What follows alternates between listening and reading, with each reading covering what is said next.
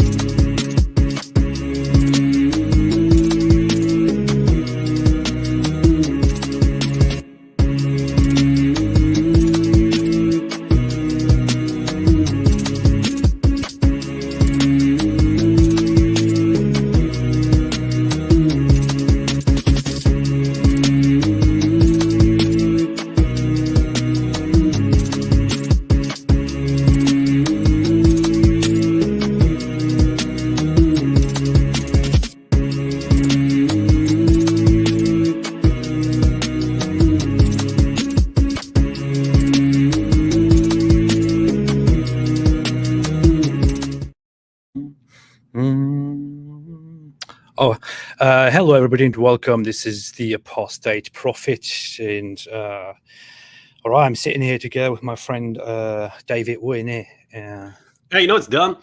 What? Whenever there's like the theme of a show, but it doesn't have words, like my brain automatically starts like completely stupid words. Me too. Yeah. Like, what would the words be? So like as that's going, I'm thinking like A.P.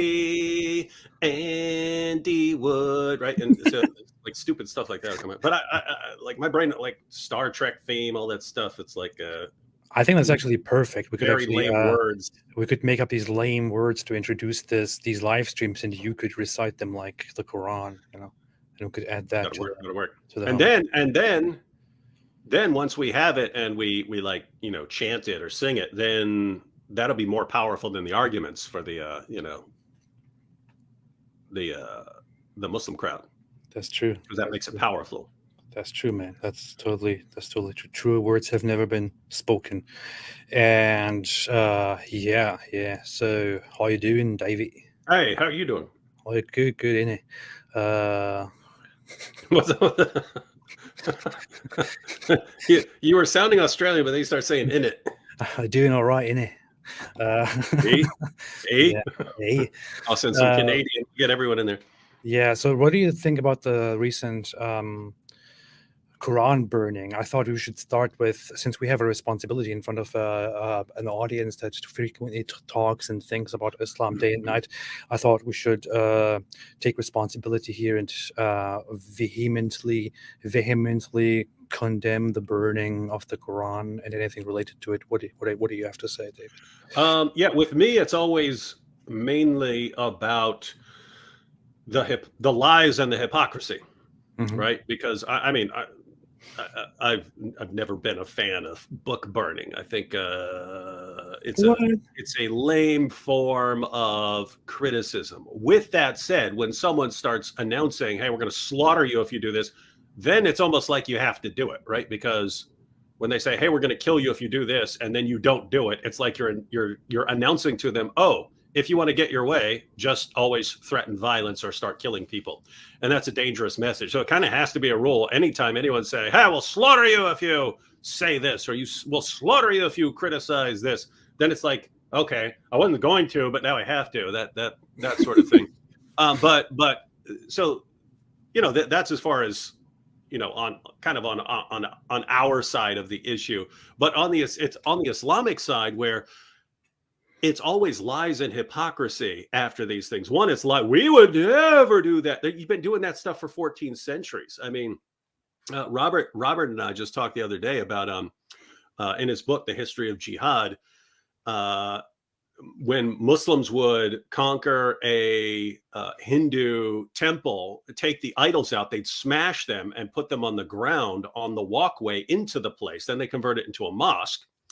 But they'd crush their idols so that they could, and then put them on the ground so that they could trample on the idols every time they walk into a mosque. So every time you walk into the mosque, you are literally walking across the idols of other people. Then you have things like taking the Kaaba. What does Muhammad do? He takes the Kaaba, he goes around stabbing and smashing the idols around the Kaaba. Very well. That's not nice. But notice, even taking the Kaaba, that was a pagan shrine. You say, well, we believe it was Abraham. Okay, do you believe, Hagia Sophia was a right? That was, you can't say, you don't. I hope you don't think Abraham built that, right? So this is just indisputably a Christian place, and you go and take it, and you don't care whose feelings you hurt. So anyway, the point is, you got Muhammad insulting people's religions, stabbing their idols, and so on.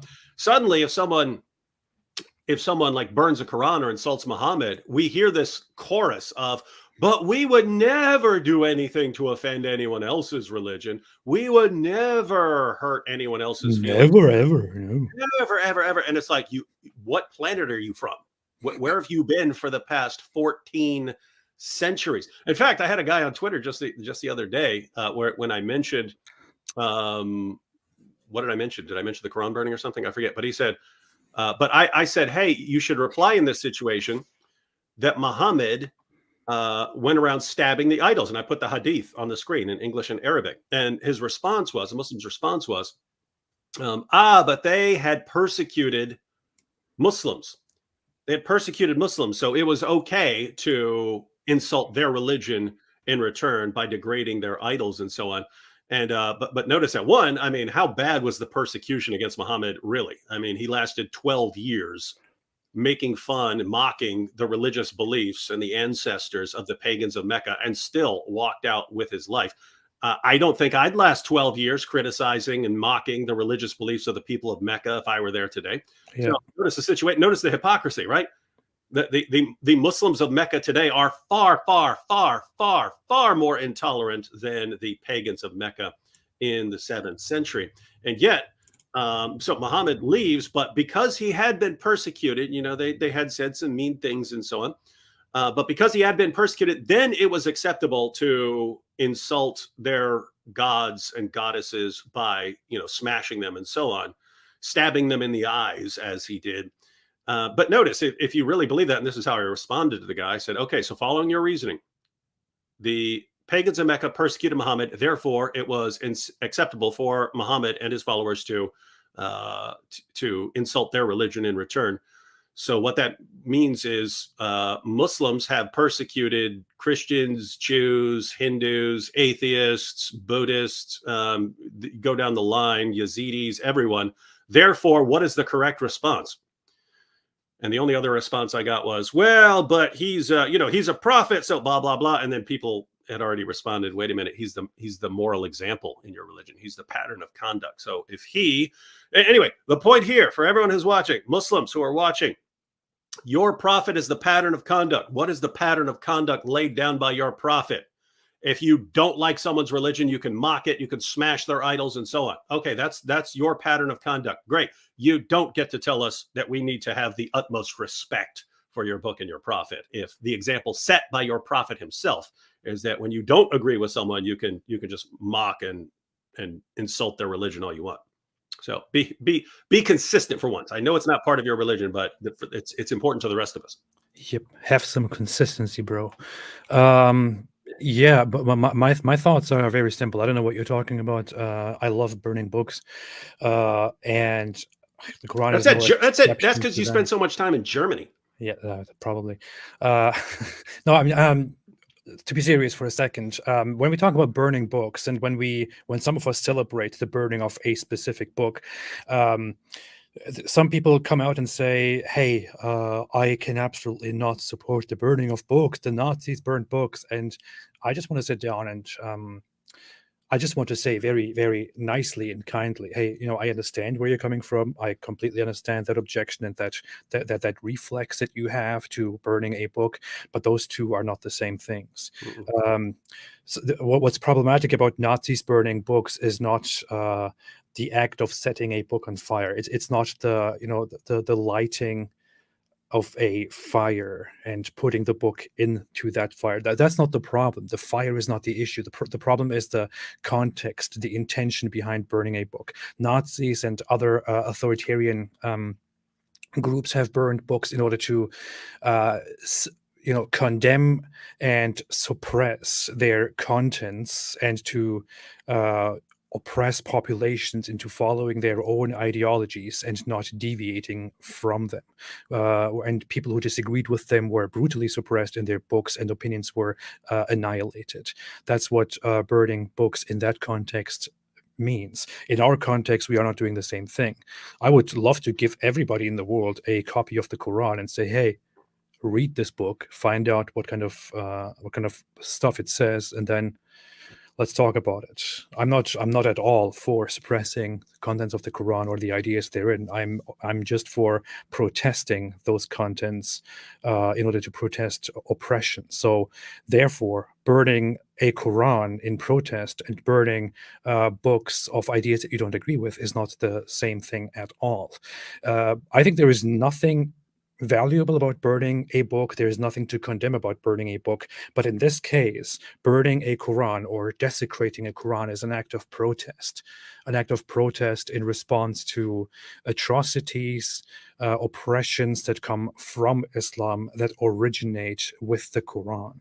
Insofar, it is completely all right to burn a Quran, in my opinion, or to do anything else with it. And when Muslims then respond to that with violence, with violent protests, with threats, with killing people and burning things down, that just makes it all worse. That just makes me and others want to burn more Qurans.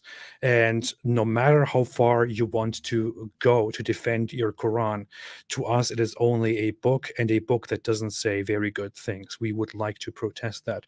But since Muslims are so many Muslims are so angry about this, earlier today I was thinking, hey, I have an idea. I came up with a new moral problem, and I bet many people here are familiar with the with the trolley problems, where you have to figure out which option is the morally right one. So I came up with a with a trolley problem Hang on, too. hang on, hang on. Break down the trolley problems a little bit more for people. The trolley problems Okay, have, you go ahead. You go yeah, ahead. the trolley problems. There are variations, but they have kind of two main purposes. One is to assess moral theories, to evaluate the actions of a person in light of moral theories, and the other is to test people for psychopathic traits, right? Because Yeah. like the variations of it, like, hey, if you had to push someone off the train in order to stop it from hitting someone else or something like that, do you do that? And apparently psychopaths have no problems. Yeah, push them off to things like that. But yeah, it's normally used to evaluate moral theory. So it would be questions like, suppose your train is going down the line, and it's about to run into 4 people. It's going to kill 4 people if it stays on its current course. You can pull a lever which will switch the track, but then it's going to kill one person. It's going to kill one person. So what do you do in that situation? And you might think, it's easy. I just pull the lever because then it's only going to be killing one person. But yeah, but that's going to kill a person who wasn't going to be killed. That person wasn't going to be killed. So you are then responsible for killing that person, but responsible for saving the other 4. And so anyway, you get into situations like that. Yeah.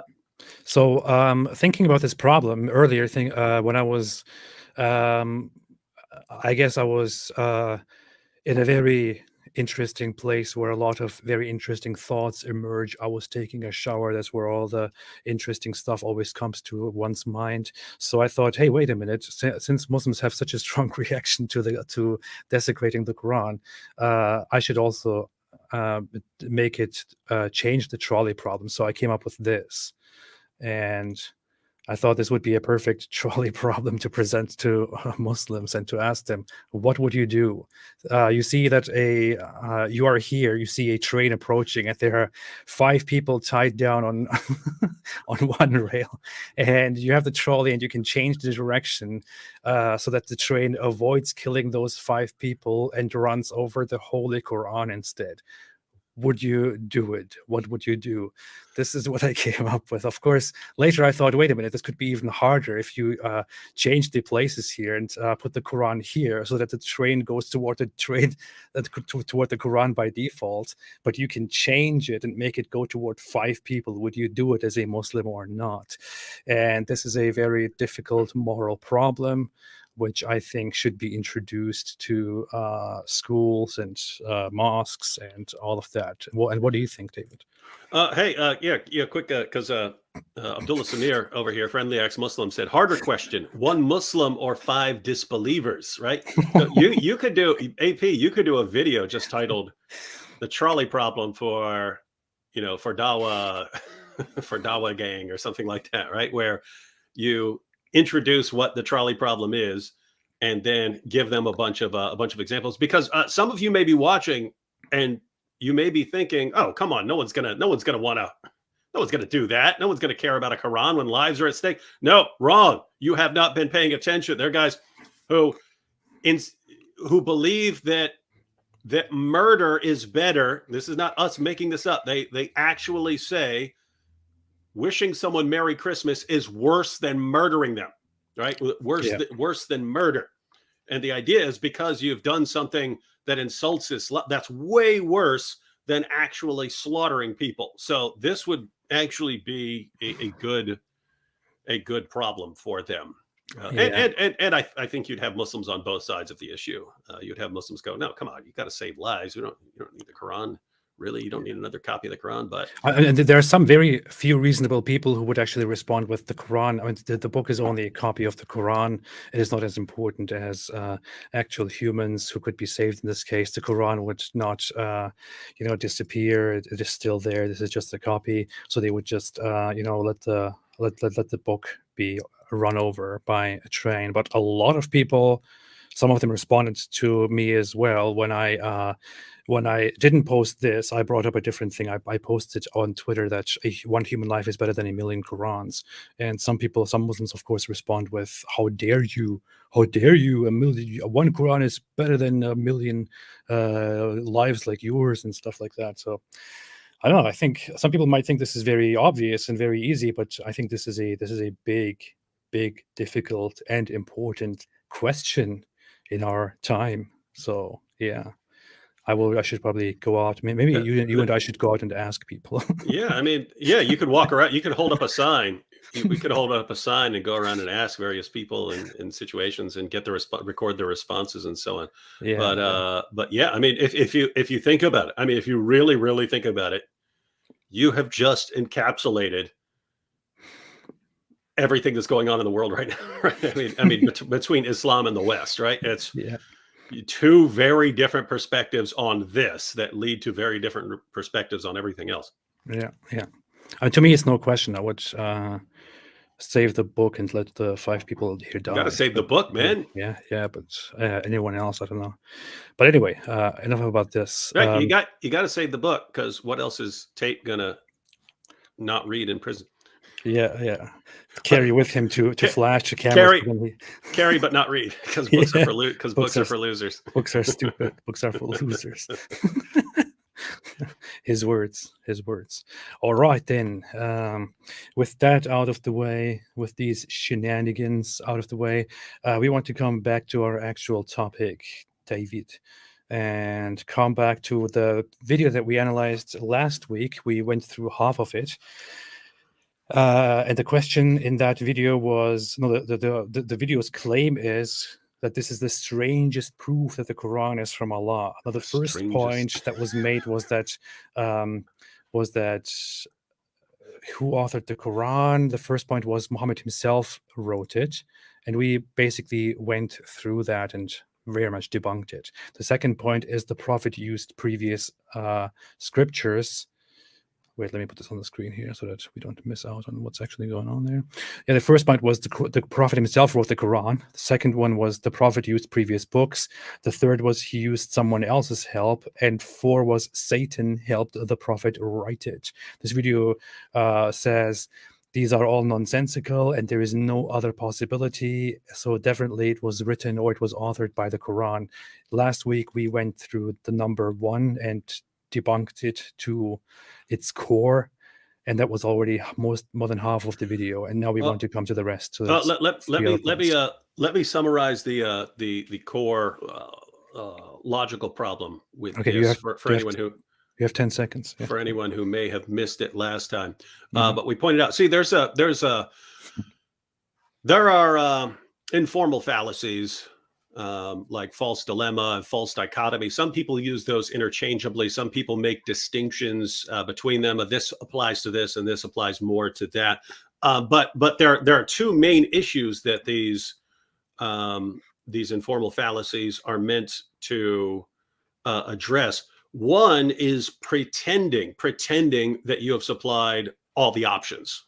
That's one, right? So if you say, hey, here are the possibilities, 1, 2, 3, or 4, but there are actually more possibilities, you've got a problem. Your argument fails because you pretended that these are all the options and they aren't all the options. So last time we talked about how he's done this.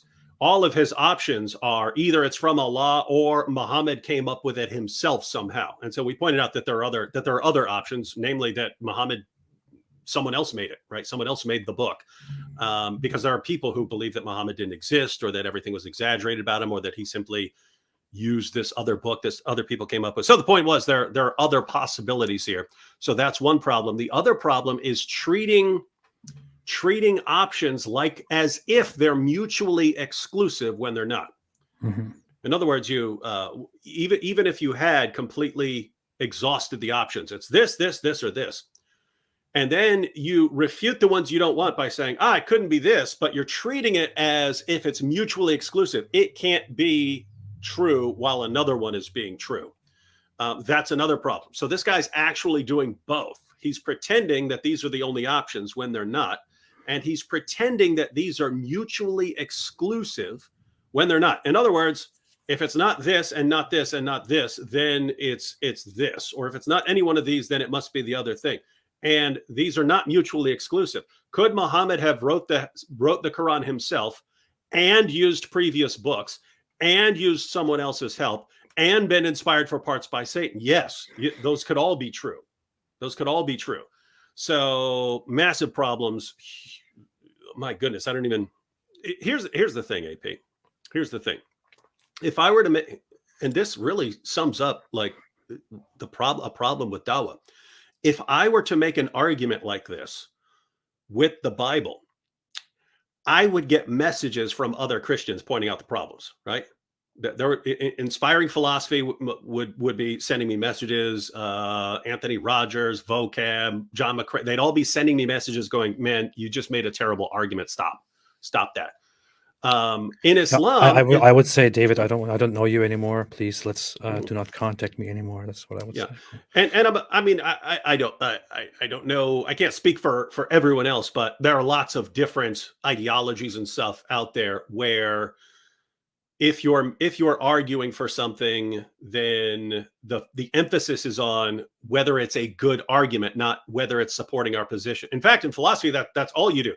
You can present a paper defending an argument, and even people who agree with your conclusion, if there's a weakness in your paper, they will attack you mercilessly, right? Because they're trying to get to the idea of a good argument for that position. Whereas we talked about this before. Whereas in Islam, for some reason, the only criterion is your argument defending Muhammad or the Quran? If it is, we do not care. It could be this stupid, it could be absolutely filled to the brim with logical fallacies and false claims. It doesn't matter as long as it's supporting Islam. It's a great, brilliant argument. Yeah. Are you done? So I just that's a summary. That's a summary for people who weren't there last time. Yeah, I just got alerts. I was just looking at news about apparently something with Iran drone attack on Iran ammunition factory. I don't know. Yeah. What? Who did nothing. It? I don't know. Mossad. Iran thwarts drone attack on military site. Announces threats. Stuff like that. I don't know. But nothing. Wait, Iran did it, or someone did it to Iran? What do you say? Someone did it to Iran, apparently. Yeah, but nothing big happening at the moment. Just these reports, nothing announced. But yeah. No, They thwarted a they drone attack on thwarted a it. They military site. thwarted it. Yeah, they thwarted it. All right, let's go. Let's go here. We want to continue with this video here. It's cracking me up when people are posting, "You see?" You see? But I just started saying that to make fun of "You see." Yeah, I know. It's It's be awesome. funny if it becoming a catchphrase. Wait, I think I didn't share this properly here. Wow, amateur show, amateur show. I don't know why people tune in. Here. But could it be that he used the help of others? Well, then let's look at possibility number 2. The prophet used previous books like the Bible or the Torah to write the Quran. And this possibility could easily be refuted because the prophet was illiterate. Which Oh my gosh. Easily be refuted. This is I don't know. I want to say this is the dumbest thing he said, but every single point he's made so far is like beyond stupid. Go ahead. What do you want to say? You want me to point out the stupidity of this? Okay. I mean, I have several things on my mind, but go ahead. Yep. Yeah. So Muhammad could not use the previous books. So the Torah and the Gospel and all the various books.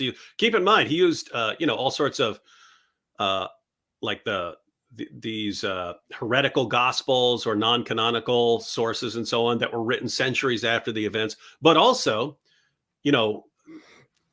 the romance legends of Alexander and so on. So he's using all this stuff. Now, when we say Muhammad's using these previous books, when he's plagiarizing these previous books, is anyone saying Muhammad's sitting there in his tent, oh, I'm going to steal that one? No, this is an oral culture. People pass around stories. That's what they do for entertainment. They sit around sharing stories.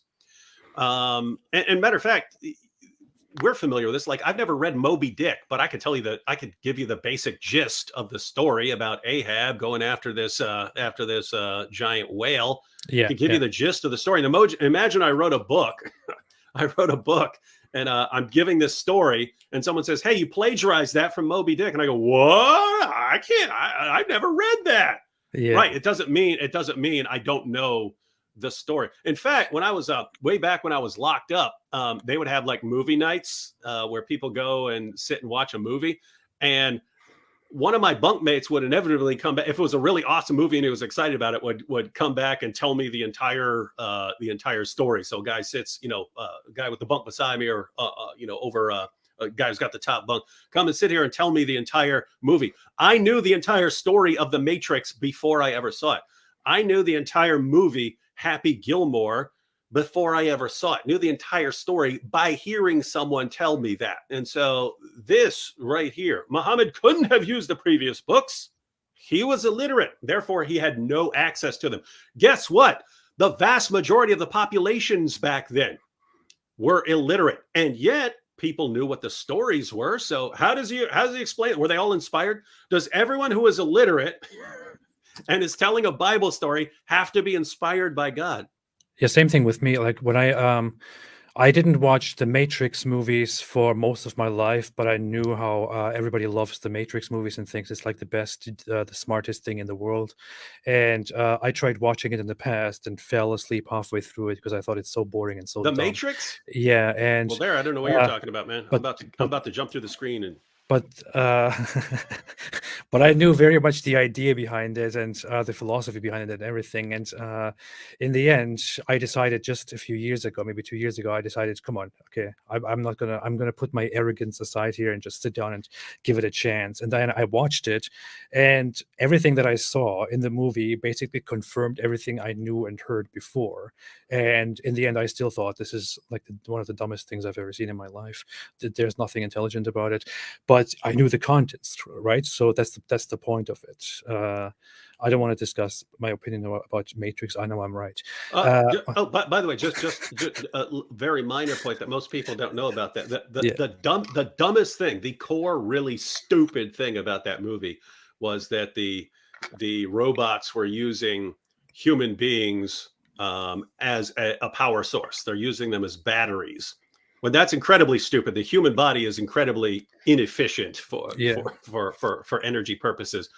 The original was the original plan was going to be that the machines were using human brains as part of neural networks because they are extremely good circuitry in brains, and that's brilliant, right? Like that would avoid the main stupid thing in the movie, and yet for some reason they decided to go with battery instead of human brains as parts of neural networks. Yeah, it's also very dorky and all that. Anyway,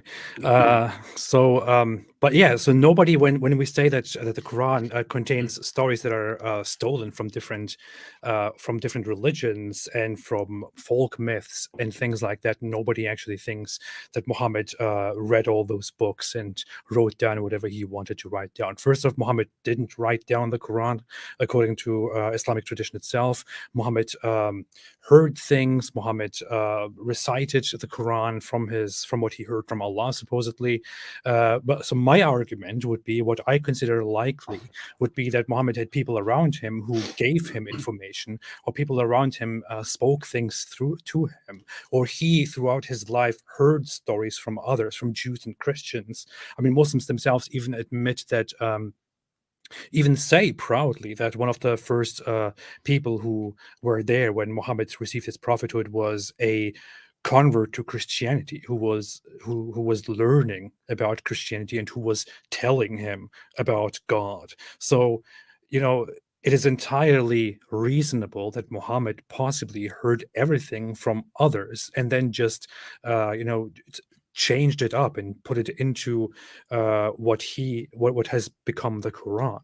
And aside from that, we also don't actually have any demonstrable proof that Muhammad was illiterate. I mean, the Muslim sources are actually inconsistent on that. There are other passages that make it sound like he could write. Yeah, so you can't debunk a point by bringing up that as absolute proof, as absolute refutation, when you cannot even prove that point itself. If you cannot prove that Muhammad was definitely illiterate, then you cannot use that in order to refute the idea that Muhammad, read those books and thereby wrote the Quran. So none of these points holds any weight at all. It is simply ridiculous, and this is just the beginning. Hey, well, 1 second. Let's address someone. Someone over here wants attention. Nicole, she said, "What language did Jesus speak?" Well, Nicole, that would have been Aramaic, certainly, but most likely Greek, because Alexander the Great had spread Greek across the empire. You had Israel was a Roman occupied area, and they were going to be speaking Greek to people. And when they gave you orders, you'd better be able to respond very quickly. So definitely Aramaic, maybe some Hebrew as well, but also very most likely Greek. Now, what's your point? Let's go ahead and give Nicole a quick opportunity. Somebody give her the microphone, please. Somebody hand. Or we could go on and keep coming back to Nicole. We'll go on and we'll come back. Yeah, we'll come back for you, Nicole. Means that he could not read or write. And even if we assume that he was not illiterate, where would he have got hold of the Bible or the Torah in Arabic?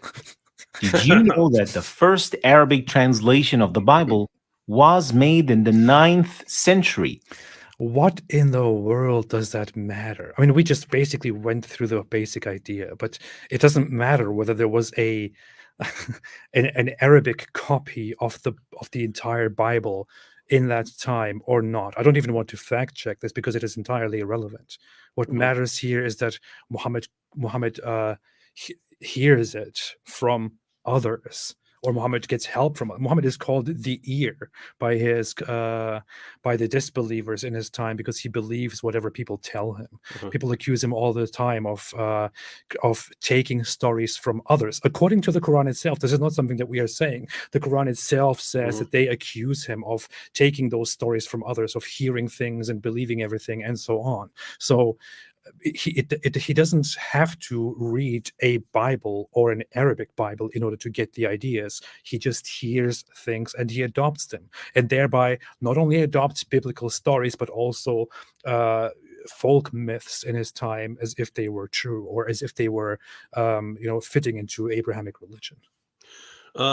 Yeah, and notice because This is what's crazy. This guy will just give a quick response, treat it as decisive, and anyone who's thinking critically, all sorts of problems will start to arise. So Muhammad's cousin and the cousin of his wife, because they're all cousins, was Waraka, who, according to Muslim sources, was translating the Bible. It was translating the Bible into Arabic. So that's problem number one. Yeah, but the main problem is just it's an oral culture. I mean, keep in mind, Muhammad was a caravan trader. He's traveling and he's meeting lots of people. And you have Christians and Jews in Arabia. So the idea that there's no way to know what's in the Bible, it's just a great mystery. There's no way for anyone to know this. It's just, I mean, really? That's what you're going with to prove the Quran? It's a perfect point. Yeah. Which is 100 years after the death of Prophet Muhammad, peace be upon him. Then how could he have read it? Added to that, and until around the 18th century, the church was essentially hiding the Bible from common people and forbade its translation. So the Bible was not just readily available, let alone a translation thereof. This is so stupid that his entire refutation of the idea that the Prophet Muhammad used previous books consists all of Muhammad not being able to read an Arabic written Bible, which is totally irrelevant to our point if we are arguing that Muhammad simply used previous biblical content which he heard. And what did he just say? The church was hiding the Bible? Yeah. What an idiot. What he means to say is that I know what he means, but that is the way he said it is completely insane and idiotic. Yeah. This leaves us with no other conclusion than no other conclusion. He keeps doing this. Wow. Let me give you some completely ridiculous. This is not how logic works, man. No, let me give you some. Let me pretend these are the only options, and let me give absolutely terrible refutations of these options and ignore everything that people are actually claiming about this. And then you see there's no other option. Terrible. But this is welcome to Dawah, ladies and gentlemen. Welcome to Dawah. This is Islamic logic. I've refuted it. Muhammad couldn't have access to the previous books. You know what's insane about this? I mean, even in the Quran, Surah 1094, Allah orders Muhammad, if you're having doubts about what we've revealed, ask those who read the book before you. Wait a minute. How would they have the book? They can't. No one has access. How can you ask them? No one has access to the entire Bible anywhere that Muhammad had access. Like, wait, why is Allah telling you to go check with the people who've got the book? Notice that it's almost like he's got these people on speed dial, right? Like, hey, I know it's easy. I could just go ask someone. It's no problem. It's no problem. It's very easy for me to access what's in the earlier scriptures. Allah thinks it's very easy. Our Muslim friend here thinks it's completely impossible.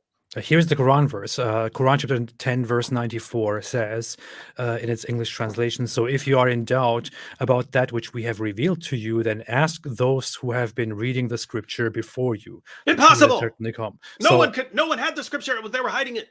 So according to the Quran itself, Allah was telling Muhammad to go to the Christians and Jews and to ask them if he has any doubts about the things that Allah is revealing to him. And this genius here who is making a video on YouTube to refute us is basically saying there was no way for Muhammad to get the information from anywhere else because he couldn't read, therefore impossible, therefore it must be from Allah. So can you imagine if this guy had been around during the time of Muhammad? Allah says, Muhammad, go ask the people who know about the book. Ask them what's up with the book. You know, you know who they are. They share stories with you. Go ask them. This guy would have been like, impossible. Impossible. It's impossible. It hasn't been translated. No, Muhammad has no access to the books. It's impossible. It's like, my goodness. That's the point. They'll even, in the course of trying to defend Islam, they'll even contradict their own God in their own books. Very interesting stuff. Allah, what are you talking about? The Prophet cannot read. He cannot read Arabic. Stop it, Allah. What is this? Not have used the previous books to write the Quran. This possibility is off the table. Off the table. It's impossible. Allahu Akbar. This is it's impossible. Islam is true. Impossible. You ready to convert? Yeah. Possibility number 3. If the Prophet Islam is so strong. You see this, man? Wow. Prophet didn't write the Quran himself. He didn't read previous books. Was it then a Jew or a Christian that helped the Prophet write the Quran? I already have the answer. It is impossible. Therefore, Islam is true. But let's see. If we sift through all the authenticated hadith, you will only find a single hadith about the encounter between the Prophet and someone called Waraqa ibn Nawfal, a Christian. However, the Prophet met Waraqa ibn Nawfal after the wahi or the revelation came to him, not before. Furthermore, Bull. We Crying don't. bull. Yeah, go. I think you're going to say we don't know. That's what I'm going to say. Yeah, you cannot yeah. rule that out because There's even no possibility that you can actually prove that. yeah. So notice, Waraka's in Mecca, Muhammad's in Mecca. They're actually cousins. I think twice removed. I think first cousins twice removed or something like that. But they're all three of these are cousins. So Khadija is cousins with Waraka, and Muhammad's cousins with both of them. They're all related. But even in the hadith about Muhammad receiving his revelation, when Khadija's trying to console him, she says, but you keep up good relations with your family members. And she says, with your kith and kin. Well, wait a minute. If Waraka is his first cousin twice removed, and Waraka's cousins with Khadija, and Khadija's saying, you're one of the great things about you, Muhammad, is that you're always close with all your relatives. This guy saying, yeah, in Mecca, Muhammad never met this guy. Muhammad never met his cousin in the same city where and matter of fact, tiny little town, more like it, tiny little village almost. Muhammad never met his cousin in this tiny little village. And you are completely wrong, David. You're completely wrong. Mecca was an extremely important place. As Muslims tell us, it was basically like meeting somebody in New York City. That's basically how it was. So, yeah. Something like that. But notice, because we're jumping on this, but he keeps doing the same thing, right? He just says something. He says something, whereas we're sitting there looking at thinking, oh, we can think of all kinds of problems with that. Or, hey, what you're saying is possible. It's possible he never ran into Waraka. I don't know. But the fact that you're just going to claim it, he never met him until afterwards. We would need some very good evidence for that. You have provided none except you saying it, and everything you say is false. So it's wow. Dawa, baby, dawa. That's insane. Also, is his point here that Waraka is the only person in question who could possibly have told Muhammad all the things that he could know about the Bible? Because it doesn't make any sense. I mean, no. This guy just said that the only person in question would be Waraka, whom he met after he received the revelation. First off, even if that were true, that wouldn't mean anything, considering that most of the details about Abrahamic scripture, which came into the Quran, came long after the first revelation. But secondly, Waraka is not the only person. We have many sources in which he literally had a sex slave who was a Coptic Christian. Right? Yeah, yes, exactly. There's nowhere for him to get stories from his Coptic Christian sex slave. According to the Quran itself, he couldn't have said anything. According to the Quran itself, there was a guy in town that he would get information from, and that people accused him of taking the contents of the Quran from. And the Quran is actually trying to refute that by saying, "But that guy speaks a different language." Oh, so yeah. Matter of fact, we should pull up a couple of these verses since they're important. But that's 16:103. You want to put these? Yeah, we can pull up a couple of these. Quran 16:103.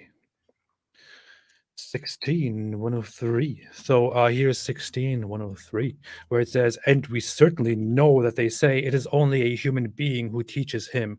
The tongue of the one they refer to is foreign, and this, the Quran, in a clear Arabic language." I mean, notice that this is interesting, because this sounds like the sort of response this guy in the video would make, right? Yeah. It's impossible that Muhammad is getting information from this other guy, because this other guy's stories, this other guy that Muhammad keeps talking to in these conversations, that keeps hanging out with Muhammad and talking to him, and then Muhammad comes out with the new revelation, that guy's not a native Arab. And therefore, there's no way Muhammad could be getting any information. That is just such stupid logic. And considering that Allah makes such horrible arguments here, and Allah is very dumb in the way he handles logic, it is not surprising. It might be actually an act of worship on a Muslim's part to also have terrible logic in refuting objections to Islam. So yeah, I'm gonna write my own version of War and Peace, and then when someone says I copy Tolstoy, I say, "What are you talking about? He's a foreigner." Yeah, we live in a world where translation is impossible. No one speaks more than one language, and therefore no one can communicate with anyone else. Yeah.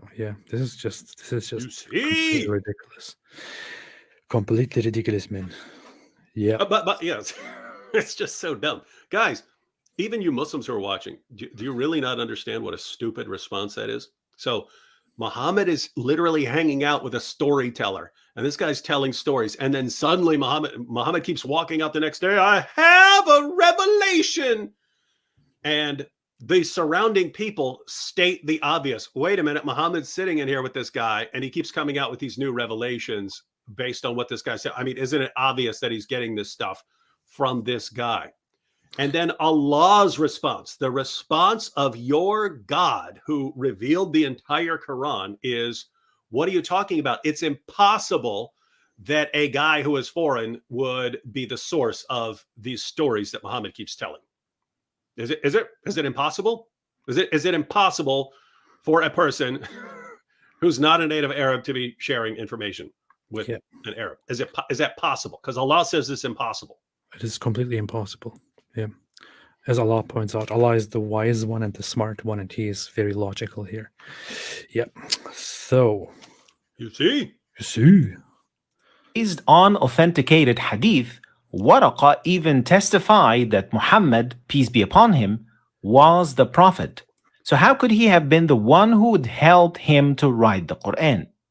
And even if it wasn't Waraqa, and it was some... So, yeah. Waraqa didn't even know anything, because he was he probably didn't. If we trust the reports themselves, Waraqa just...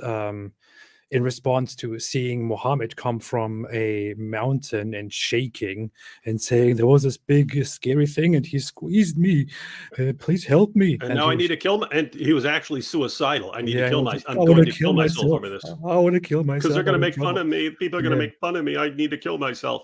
And Waraqa was like, wow, okay, well, no doubt. It looks like you are a prophet of the same God that I believe in. And when your time comes, I will follow you. First off, a very strange response from a Christian to seeing somebody see an entity and about to kill himself out of craziness. Maybe he just said it so he doesn't kill himself. I don't know. Yeah, but I mean, really, I think that was probably Khadija's main motive. Right? Khadija's main motive. And then probably, Waraqa, can you help me calm this guy down? He says he's going to jump off a roof, right? Yeah. I mean, by the way, you could actually imagine this, right? I mean, imagine like, police rescue squad. There's someone, I'm going to jump. I'm hearing things. I'm hearing things in my head. Blah, blah, blah, blah, blah. No, don't jump. But I'm hearing voices. Hey, you're a prophet, dude. You're a prophet. Just come down. Step off the roof. Step off the roof, dude. Step off the roof. I swear. You are a prophet. You are a prophet, and I will believe in you. Just please calm down. Calm down, step off the roof, don't jump, don't do it. And by the way, though, another side point here is, because this guy keeps doing this. He keeps citing things where if you read it, it actually goes against you, right? Because saying, Waraqa couldn't have been the source of any revelation. And keep in mind, I'm not saying Waraqa is the source of revelation. But I don't agree you can rule it out, right? The Muslim sources talk about Waraqa being a convert to Christianity and translating the gospel into Arabic, so he knows something about the gospel. He's in the same town with Muhammad. Could Muhammad have gotten stuff from him? So you can't just rule it out by saying he never knew him or something like that. But Waraqa here he says this about Muhammad, and then, not according to me, according to the Muslim sources, Waraka died, and then Muhammad becomes suicidal again, and it says because he stopped receiving revelations. Mm-hmm. So think about this. Waraka disappears. Muhammad doesn't get any more revelations for a while. So that's my point. That doesn't mean that the revelations are coming from Waraka, but it would fit that theory so that you can't rule it out, right? If in other words, if someone said, he's just getting revelations from Waraka, and then Waraka dies, and then Muhammad walks around, I'm not getting any more revelations anymore, and I'm going to go kill myself. Yeah, imagine I claim to be a prophet and I receive revelations from something, and David Wood here is like, he's like, hey, you know what? I completely believe you. I believe you are a prophet, and I will support you. And then I go out, as long as David Wood is alive and we meet up, I receive revelations and go to the people, and I'm like, Allah told me this and this and this. And then one day David Wood dies in a brutal accident, completely brutal, bloody, graphic, and then I totally unnecessary. And then Allah has punished David Wood. And then I go out and become very depressed, and my revelations suddenly stop, and I'm like, David Wood died. I don't know. I'm not getting any revelations anymore. I don't know why. I think I'm gonna kill myself one more time. And so that isn't that like a clear indication that there was something fishy going on there. Yeah, and that's all you ever get. All you get is everything looks suspicious. And that's not according to us, according to the Muslim sources. And over again, Muhammad's, I've received a revelation. And people go, we've heard this before. No, notice, because this ties into what we were saying earlier, right? Muhammad receives a revelation according to the Quran.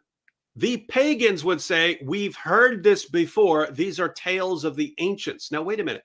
According to our friend in this video, Muhammad had no access to this. And yet everyone around him, even the pagans, seem to be familiar with these stories. Yeah. So what's that mean? That means that according to Allah, a lot of the information in the Quran is common knowledge via stories. They've heard the stories before. And then Muhammad claims that the story is a revelation. And they all go, what are you talking about? We all know that story. You don't need a revelation for that. Everyone here knows that. Everyone here knows that story. And then this guy comes along and said, there's no way Muhammad could have known these stories. He had zero access to them. But here's an example, Quran chapter 6, verse 25, where it says that those who disbelieve, are deaf, and they will reject you, whatever. And when they come to you arguing with you, those who disbelieve say, this is not but legends of former peoples. So the things that Muhammad reveals in the Quran, or that Allah reveals to Muhammad in the Quran, they say these are just old stories. 8 verse 31.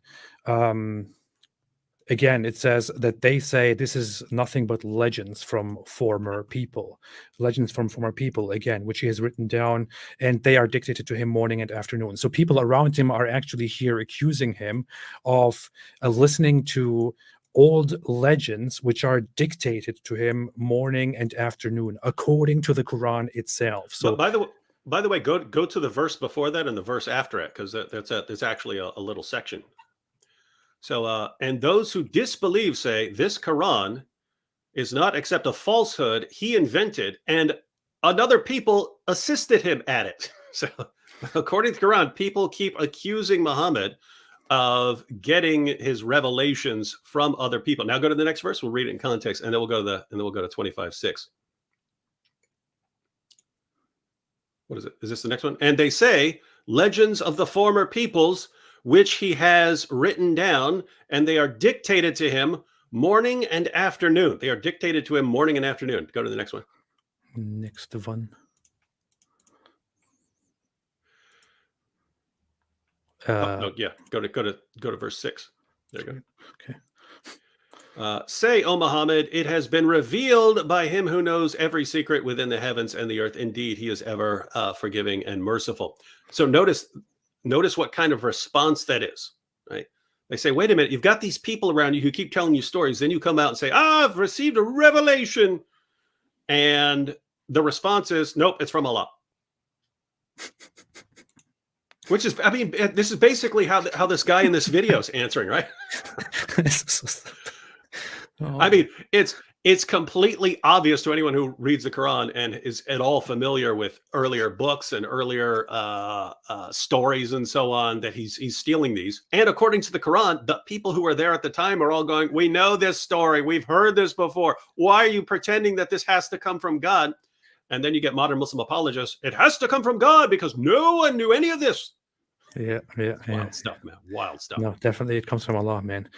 And again, the Quran says again in multiple parts, this is not but legends of former peoples. There are multiple verses like these. I mean, just make a very quick search and you will get results like these forever. Yeah. Some other Christian or Jew who would help the Prophet to write the Quran. How could they allow him to write verses like these? This is the stupidest- Oh God, he's gonna start singing again. But, yeah. Oh boy, we have to. والذين قالوا إن الله هو المسيح ابن مريم. Or a So he's saying others were dictating to him as impossible as a theory, because how could they, when they're Christians, allow him to write a verse like that? Those who believe Jesus is God will go to hell and stuff like that. You know, that's impossible. Therefore, he couldn't have heard it from others. Let's see the next one and then come to it. ابن مريم. Yeah. Or a verse like this.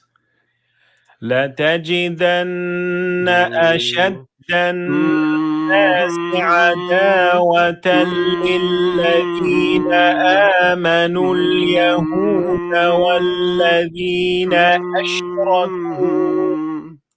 This verse is very ironic, by the way. It goes, I heard this a lot when I was a child and a young boy, a Muslim boy in a religious Muslim household. I heard you will find the Jews and the idolaters most excessive in hatred of those who believe, in hatred of Muslims. And it's very ironic because throughout my life I didn't get that big hate from Jews. On the contrary, the people that we as Muslims hated the most with all our existence, and we heard all kinds of terrible things about the most, were Jews. So you see, that's why you became an atheist. Yeah. So we are told the Jews will hate you so much. You were weak. But then they actually go around hating the Jews based on premises like these, which is like it's a self-fulfilling prophecy. What the Quran tells you, the Jews will hate you the most, and you're like, okay, well, Jews are terrible, I must hate them. And then you're like, well, why do you hate them? Well, because they hate us the most, you know. But by the way, I didn't. I only watched this once, and I don't recall. Does he actually finish this verse? Does he complete it? I don't, because it's another. الذين أشركوا. How he doesn't finish it. The other one is the Christians are. Yeah, it says the Christians are closest in love, right? So notice it's another situation where you're saying no one could have influenced, no other religious group could have influenced this because look, this one condemns the Jews. Wait, but the verse goes on to praise the Christians. So wait a minute. So. And by the way, the overarching problem with this point that he makes right here is what I talked about earlier with claiming that options are mutually exclusive. If Muhammad ever received anything from Jews, then they wouldn't have given this to them. Wait, no one's saying he got this verse from a Jew. Yeah. No one in the universe is saying he got this verse condemning Jews from a Jew. Yeah. What we're saying is very clear. He's getting some stuff from Jews because some of the stuff in the Quran, namely Surah 5, verse 32, comes directly from the Talmud. It comes directly from the Talmud. The Talmud wasn't generally widely known. If he's talking to a Jew, if he's getting actual quotes from the Talmud. So notice what's our actual claim for people who are claiming that Muhammad is the source. Notice that's not the only possibility, but if Muhammad is coming up with the Quran, he's actually going out and delivering revelations and so on. Where's he getting this stuff from if he's not getting it from God? The answer is from a bunch of places. He's talking to people. According to the Quran, he's talking to people. He's hearing from Jews. There are Jews in Medina. There are Jews all around him. There are 3 tribes of Jews. Well, not at the end. There were 0. It's messed up. You guys are evil. Yeah. But so at first, there's Jews all over the place. Some of the converts to Islam were Jews. Muhammad, again, literally has a Coptic sex slave. He was, before all of it, he was a caravan trader. Before he was a caravan robber, he was a caravan trader. He's hearing stuff all the time, and the Quran repeatedly admits that he's discussing things with people. At one point, he even had a former Christian scribe. He had a Christian who converted to Islam and became one of his scribes. So this guy's sitting here writing Revelations, and this our friend here saying, "Nope, Muhammad never had access to any of these things." And so that this problem of pretending that what we're saying is one of these things. We're either saying that Muhammad got all of this from Satan, or we're saying that he got all of this from Waraka, but he couldn't because Waraka died, haha. Or we're saying that he got all of this, every single verse from a Christian or every single verse from a Jew. No one is saying that. What is this guy responding to? He's responding to arguments that no one in the history of forever, no one in the history of criticizing Islam has made the claims that this guy's responding to. Yeah. It is also known in Islamic reports. I'm trying to find the specific hadith that I'm looking for. I can't remember it within the context, but it is known that Muhammad interacts with knowledgeable Christians and Jews, and that he also frequently stops and listens to their recitations of their readings of the Bible. I'm not sure if this is a hadith or if this is a from a tafsir or from one of the seerah, the biographies, but there is a known report about that, which I don't know. Do you know what I'm referring to? I mean, there's a bunch of stuff like that. There's a bunch of stuff along those lines. And again, Muhammad had, Abdullah, there was a guy named Abdullah who was a Jew and converted to Islam. And then, again, Muhammad had a Christian scribe. So he's interacting with these people all the time. And I mean, in the story behind Surah 5, verse 43 of the Quran, Muhammad could call on the Jews to just bring out a copy of the Torah. Guys, bring out the Torah. Guys, bring out the Torah. So, I mean, the idea that he has no access to any of this stuff is just ridiculous and insane. Yeah. That's it. Everything has been said.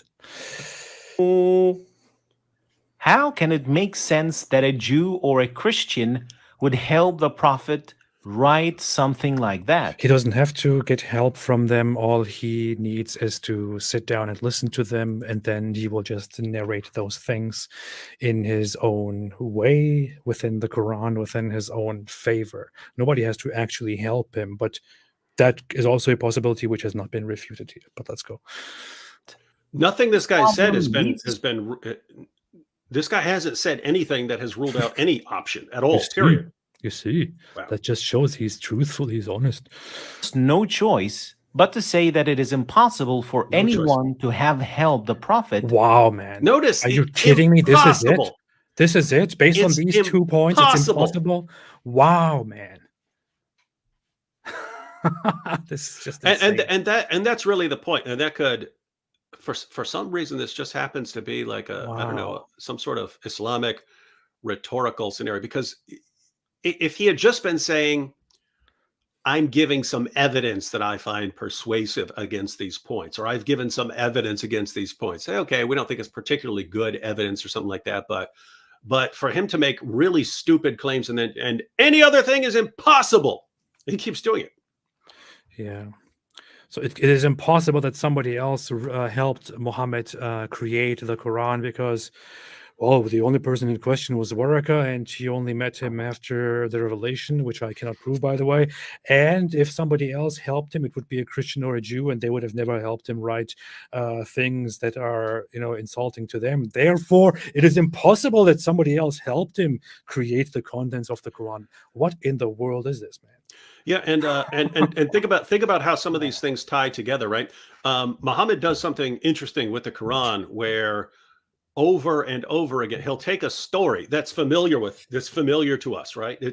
We know where these stories come from, whether they're Christian stories or Jewish stories or whatever, or even think about the Alexander legends, where Alexander's a devout Muslim.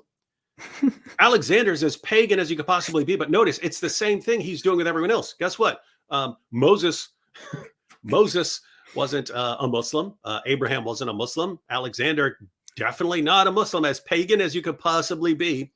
Jesus, definitely not a Muslim. And yet he takes all of these stories that we know where the story comes from. And then he gives them an Islamic twist. But what this guy would say about it is, but the point of the story is an Islamic one. So no Christian would agree to that. What are you talking?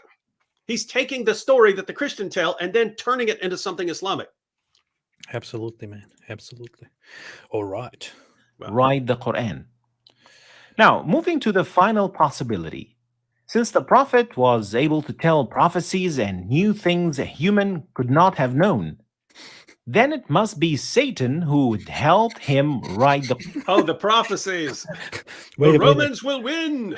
Yeah. So, yeah. Oh my God. Quran. And this is indeed one of the most... I want to say something just beforehand. In order for this point to make sense, you first have to demonstrate that the Quran actually does contain things that we conclude cannot come from human knowledge alone, that must come from a divine or a source other than regular humans. You have to demonstrate that they come from supernatural sources, and there is simply nothing in the Quran which fits that criteria. There is nothing in the Quran which is so unknowable, so amazing that it must come from some divine source or some supernatural source. It is simply an idiotic claim, which in and of itself has not been established. You cannot use that as support here.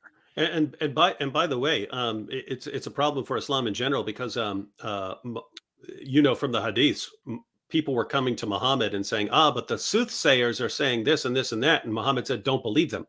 And they said, but they're saying things that are coming true. So in other words, they are successfully prophesying. They're saying they're prophesying things that are coming true. And Muhammad says, don't believe them, because what happens is a jinn sneaks into heaven, hears what Allah is going to do, and then Allah hurls a star at him, and that becomes a shooting star.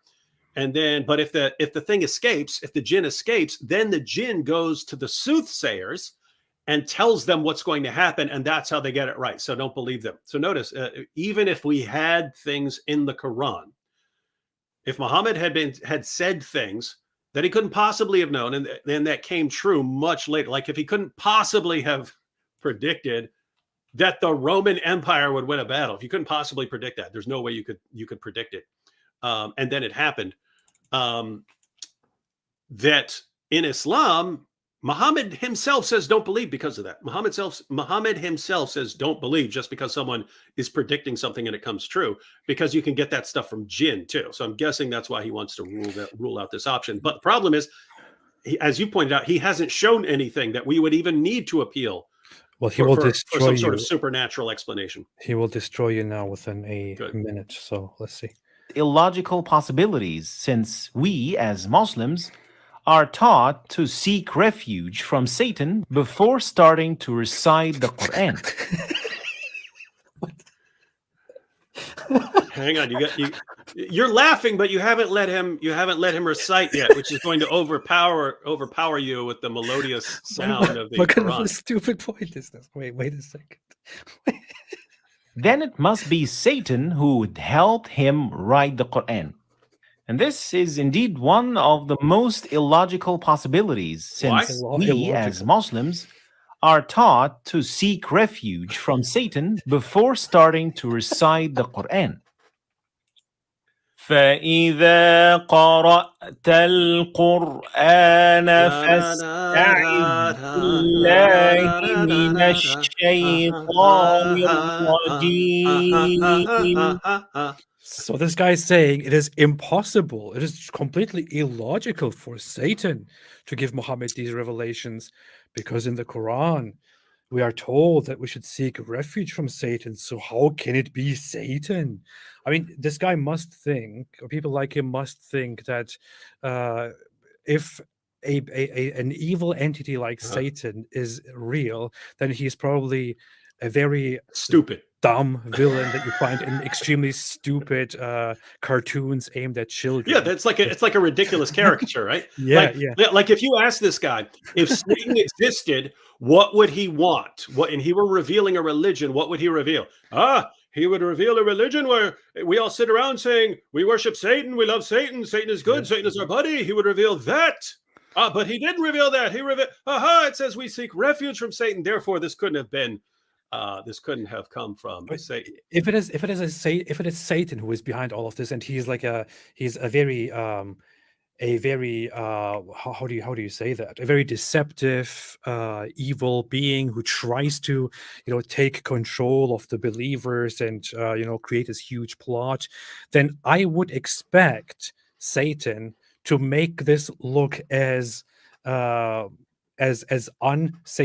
as possible. That Satan would come here and precisely act as if this came from Allah and not from Satan. Within that context, it would make complete sense that the Quran, which comes from Satan, says, and don't listen to Satan, stay away from him, seek refuge from him. That would be the smart thing to do by a smart villain like Satan. But apparently, if the Quran says we seek refuge from Satan, then this is a clear sign that it can't be from Satan, because why would Satan include such a verse? It's simply illogical. It doesn't make sense. I mean, it is just, does anybody else see how idiotic this is? What a kind of a dumb objection this is. This is like a villain that you see this is a villain that you find in the Ninja Turtles series in the 90s or whatever. Yeah, where everyone they announce their plans ahead of time and stuff like that. They have to monologue about their own plans, and that exposes them and stuff. Guys, so guys, think about this seriously, and notice this is not something that would come from an atheistic perspective. Atheists wouldn't be saying, he got this from Satan. Christians would say, looks like he got this from Satan, not because, oh my goodness, we can't explain how he got this apart from appeal to the supernatural, but because he contradicts the fundamental teachings of the gospel while claiming to be consistent with Jesus, right? So in other words, the core message of the gospel is Jesus died on the cross for sins, rose from the dead, and that he's Lord. Islam denies those things while claiming that Jesus spoke the truth. And we look and we say, okay, well, if that's the gospel according to Jesus, and Muhammad's contradicting the foundational claims of the gospel, this looks evil and demonic. So it's not to explain supernatural features of Islam. It's just to explain how he is exactly the sort of false prophet we would be expecting. In other words, this is so absolute. Muhammad's method and teachings are so radically perfect when it comes to being a contradiction of the gospel that it looks like there's something more than this illiterate 7th century Arabian caravan robber behind it. So it's actually like Christians and other groups that might want to say that it looks like Satan is behind this religion. But just think about this, guys. Suppose hypothetically, Muslims, that the gospel is true. What is Satan going to reveal? If the gospel is true, what is Satan going to reveal? Because keep in mind, there are false prophets.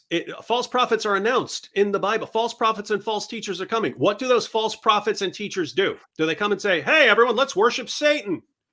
No, they don't. They twist the core teachings of the gospel. That's what they do. They don't come. Why? Notice from the perspective of Satan, if you've got a group that really wants to just praise Satan, do you need to worry about that group? Do you need to focus on that group? Do you need to get them to praise Satan even more? No, you don't care. You've already got those guys. What? Who do you need? Who do you need to invent a religion for? You need to invent a religion for people who want to serve God, and you have to steer them towards actually serving you. That's what you would do as Satan. So what sort of religion would you invent? You would invent a religion that's doing the things that you want them to do while thinking that they're serving God. They think they're serving God. They think they've got revelations from God, even though they're actually serving Satan. So notice some of the parallels here, right? According to the Bible, Satan is the father of lies. But according to the Quran, Allah is the best of deceivers. He's the best at deception. He's the best at mocker.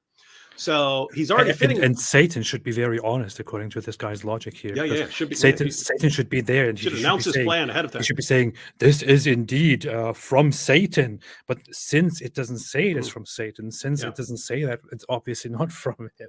Yeah. Notice, according to the Bible, Satan comes to steal, kill, and destroy. I mean, what a perfect summary of the God of Islam, right? Steal, kill, and destroy. He literally gets a prophet who's a caravan robber who goes around killing people and taking their women and so on. And you combine all that with denying the core features of the gospel. If something like Christianity were true, and there are false prophets and there's Satan, this is exactly the sort of religion you would expect to arise. I mean, exactly. Satan nailed it to a T.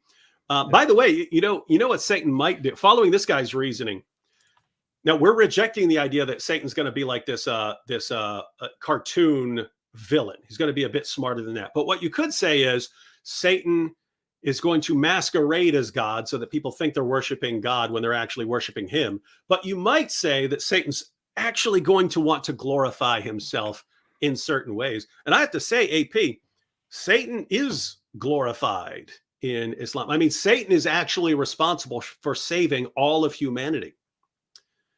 Because according to Allah in the Hadith, if human beings did not sin, Allah would have destroyed them because he only wanted people that he could forgive for their sins. So Allah wants people to sin. Allah wants people to sin so that he can forgive them. And he says in the Hadith, if we did not sin, he would have destroyed all of us. Well, who tempted us to sin? Satan did. So who's responsible for saving all of humanity? Who's our secret savior behind the scenes? Thank you, Satan. Even in the Hadith, even in the Quran itself, look at the story, right? Allah comes out one day and tells all the angels, all the jinn, everyone, I want you to bow down to that guy over there. Prostrate before that man that I just created. What is that? What is it? You're prostrating to some mere human being. Everyone's bowing down around this guy. What's that? Yeah. That's called shirk. Yeah. One day, according to the Quran, Allah walks out and says, everyone commit shirk now. And there is one being who says, no, I'm not doing that. I'm not bowing down to that mere human being. And it's Satan. Satan is the one. I never understood that. I mean, when you see that, it looks like he's the one faithful Muslim in the entire. It looks like Allah tests you. It looks like Allah comes out and says, "Hey, bow down to that being," and Satan thinks, wait a minute, that's impossible. No. I cannot do, I refuse to do that. So Satan probably expected to be rewarded for that behavior because he's so good at his faith that he is not tricked into doing that. He knows exactly how to stand up for the values that Allah taught him. But then apparently that's wrong, so he's punished. So Satan is totally the reasonable guy here, according to the Islamic story. Yeah, and notice, yeah, so Satan is the one good Muslim. In Jannah, Satan is the one good Muslim, and he's cast out for being the one good Muslim. Allah only wants bad Muslims who commit shirk on command. And notice the impact this had on the Muslim community, because keep in mind, the story of the satanic verses, where Muhammad receives revelations from Satan and can't tell the difference. He can't tell that they're actually from Satan and not from Allah. But Muhammad receives these revelations that promote polytheism. They promote belief and prayer to, supplication to 3 pagan goddesses. And what does Muhammad instantly do? Bows down in honor of them. So do all of his followers. So do all the pagans. Notice it's the same episode that you have in paradise repeated, but notice what instantly, as soon as they think Allah is telling them, everyone commit shirk and pray to goddesses, they'll go, okay. It's like, wait a minute. What has Muhammad been doing? It reminds me of I hate to keep bringing up Tate, but it reminds me of Tate. He said, I'm a Muslim now. And then he starts retweeting things that are calling him God. And it's like, wait, but notice what we're criticizing Tate for. We're saying, wait, you just converted to Islam a couple, at this point, it was like a month ago or something like that when he started tweeting that he's God. It's like, wait, you converted to Islam a month ago and now you're claiming to be God. Did you not? How are you so incredibly stupid that you didn't absorb that you're not supposed to claim to be God? And yet we find in the Muslim sources, Muhammad himself would commit shirk when he thought he was commanded to do so. So would all of his followers. In other words, not one single person in the entire Islamic community absorbed the idea that you shouldn't worship pagan goddesses. I want to add something very interesting there to the thing that you just brought up about Andrew Tate. I saw that one of the Muslim apologists, Mohammed Hijab, made a video in which he basically wanted to address the controversies around Andrew Tate and how he has been publishing very un-Islamic and very bad things even after his conversion to Islam. I listened to that a little bit, and he says that he messaged Andrew Tate to tell him, to have a conversation about the inappropriate things. And he says, and I basically talked to him and we talked this through, and it's no issue because he reassured me that all of those things, they were scheduled to be tweeted, so that's why they were tweeted after he converted to Islam. He just never really. That's false, because some of them were just retweets of things. I know. Yeah. That's what I mean. But that doesn't make any sense because they are actual retweets momentarily done after he converts to Islam of people worshiping him as God according to their own words, and he then retweets them. These things happen long after his conversion to Islam. They are not scheduled tweets or anything.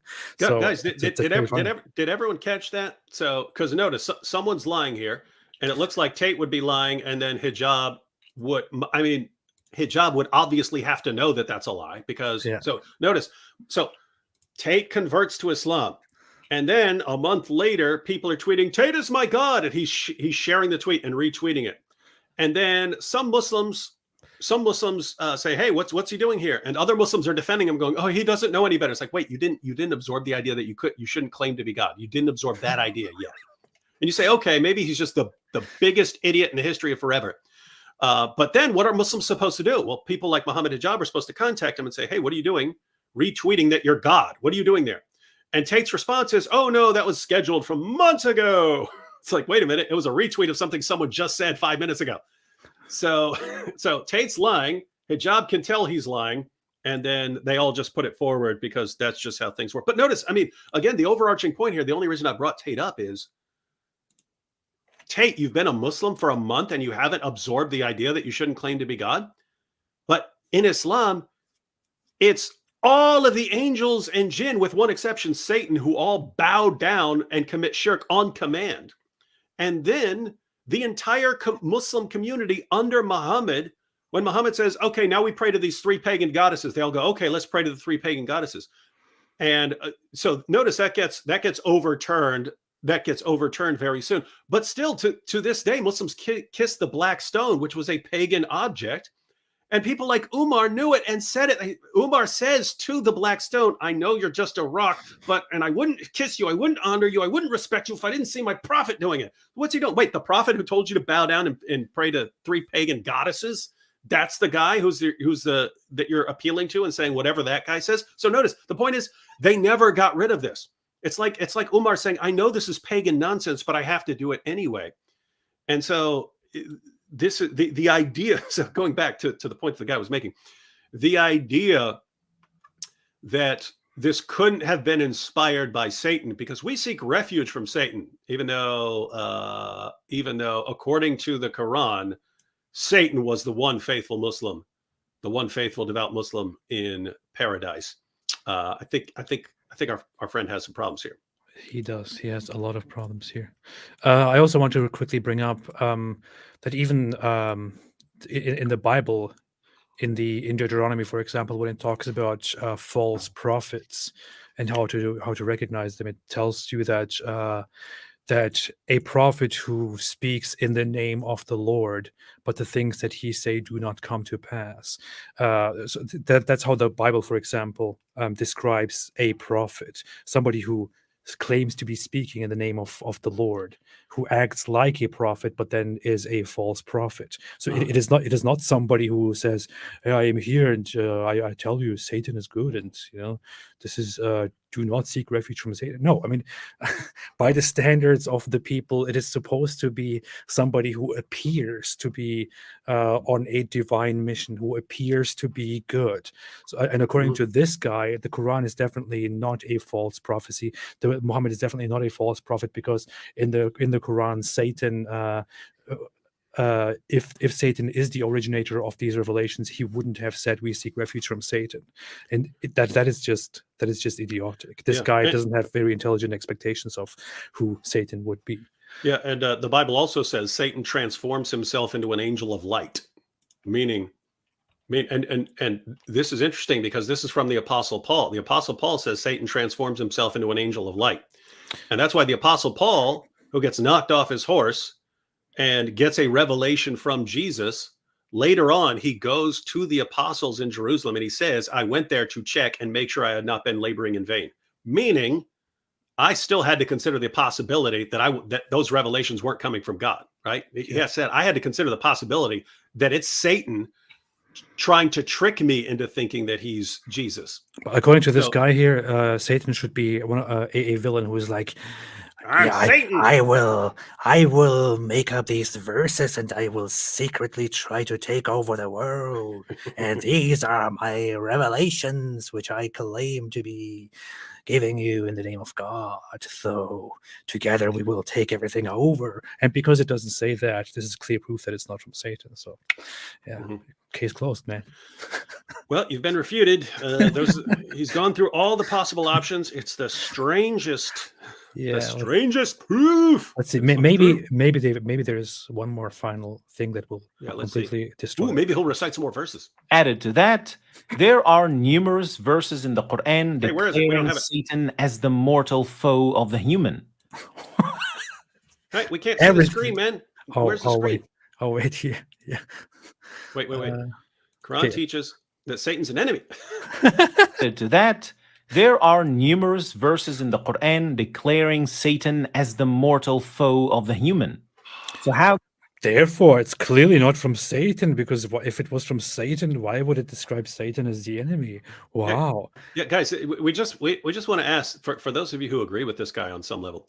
Are you dumb? If Satan, Prince of Darkness, who's called the God lowercase g of this world, if that guy showed up and was going to talk to you, do you think he's going to say, hey, I'm Satan, you shall worship me, and we shall be against God and truth and all goodness, and I will convince you to drink blood and kill everyone, ha? Do you think he's going to be like that, or say, hey guys, let's serve God, and I'm going to tell you how? Which one do you think he's going to do? Because this guy thinks he's going to go, I'm Satan, worship me, turn away from God. Plan to take over everything. I am evil, and you shall follow me. Yeah, but since it doesn't say that, it's clearly not from Satan. So, yeah. How could it be possible that Satan helped the prophet to write verses cursing Satan himself? Impossible. And declaring him as the enemy? Impossible, man. Case closed. Impossible. And why would Satan tell his plan to tempt humans and expose himself like that? See, another point. Another point. If I was evil and if I used a source to be an imposter in the name of Allah, I would definitely not say, hey, that guy, Satan, who is actually secretly me, has a plan and he's evil and he's the enemy. Do not trust him. I would definitely not do that. I would definitely not do that. I would definitely come out and say, guys, hey, Satan is not the enemy. I come here in the name of God and I have a different message here. Satan is definitely not the enemy, guys. Yeah. Very smart, man.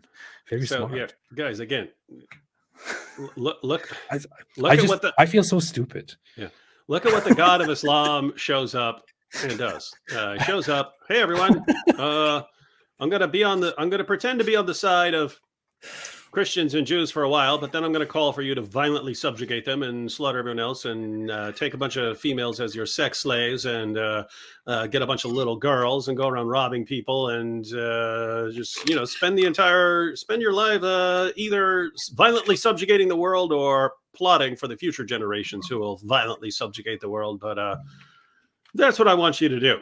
And this guy said, well, there's no way that would be Satan, because he says, I curse Satan. It can't be.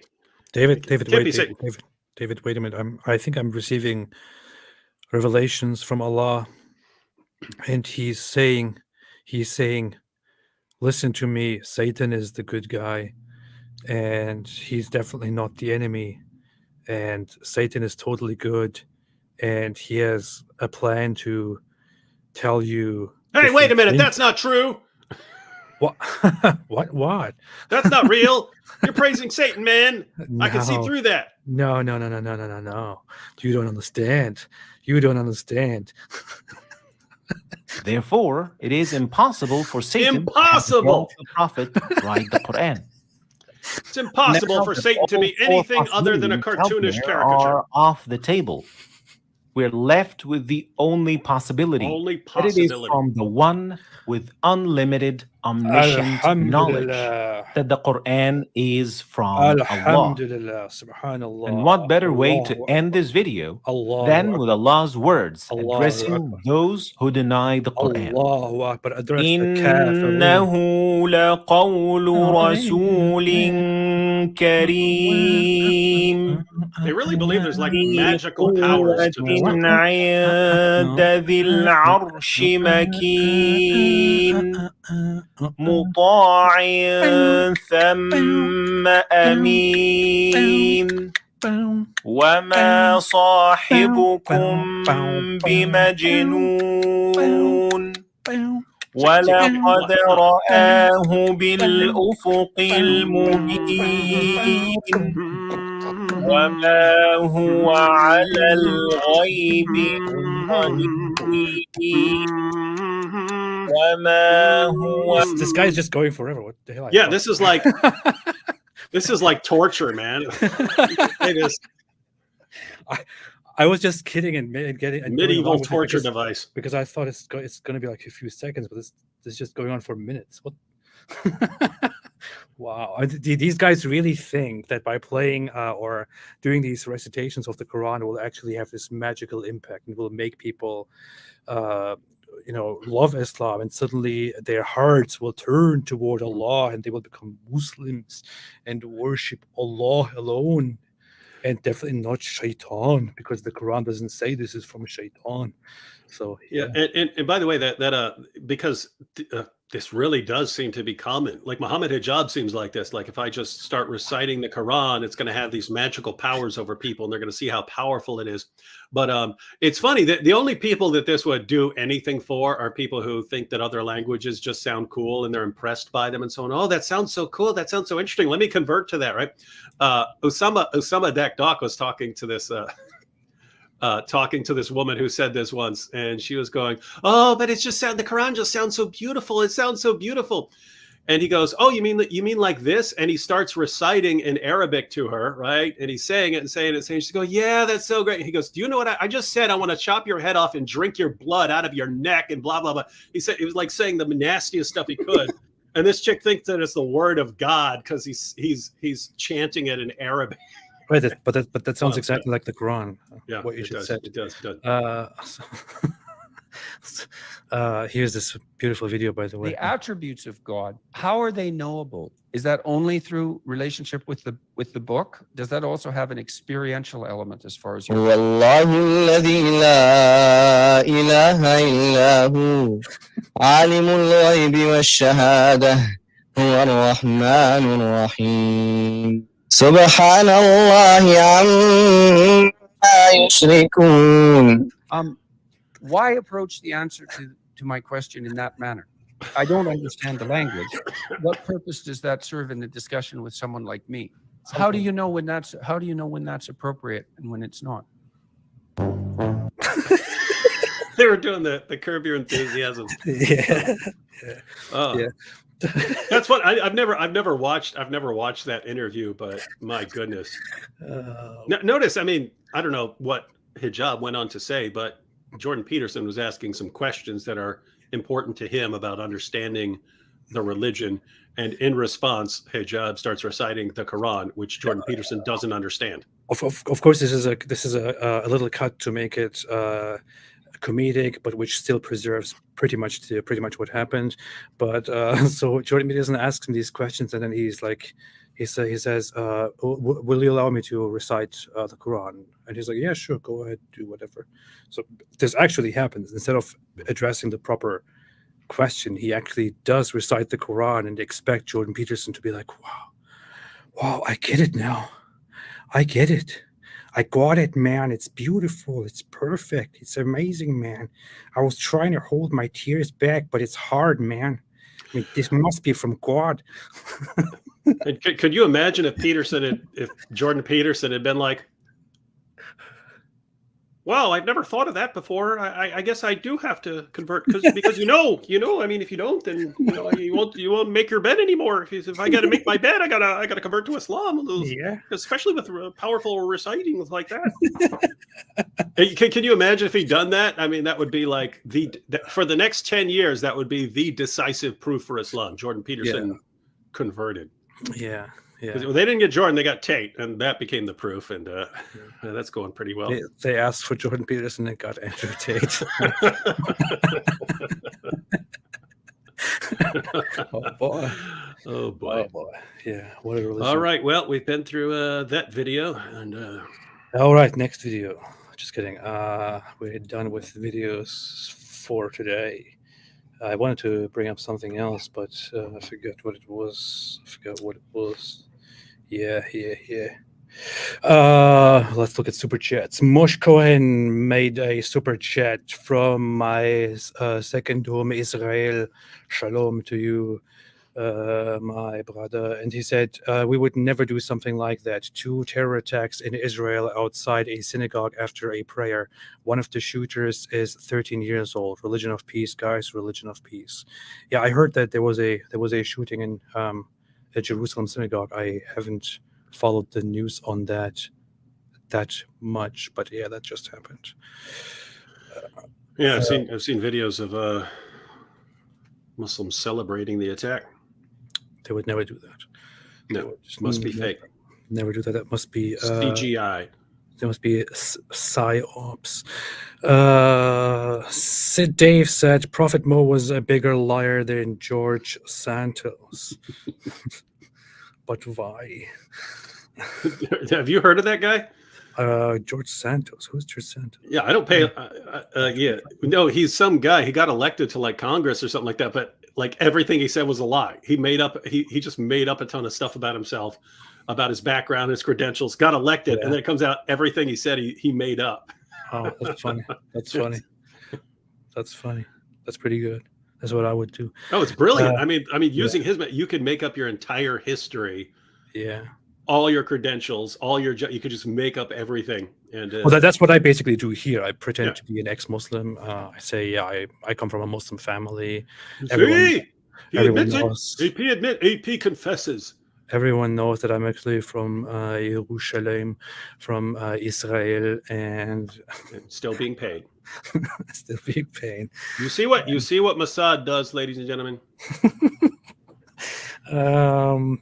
Hakeem Rashid said Ibn Ishaq called the satanic verses a fabrication of the heretics. Al-Bahr al-Muhit fil Tafsir Dar al-Fakr Beirut.